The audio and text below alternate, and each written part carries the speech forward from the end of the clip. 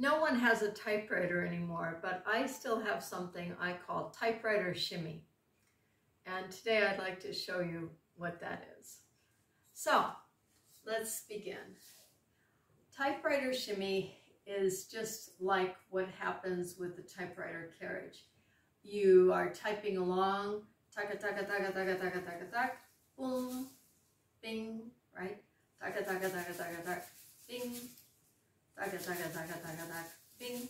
So basically, it's a shimmy slide on one side and whoosh, quickly back to the other side, which is usually an accent in the drum solo.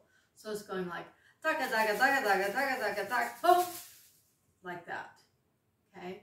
Or, of course, to the other side. Taka taka taka taka taka taka taka. Taka taka taka taka taka taka taka. Taka taka taka taka taka taka. Taka taka taka taka taka taka. Okay? So, have some fun with Typewriter Shimmy.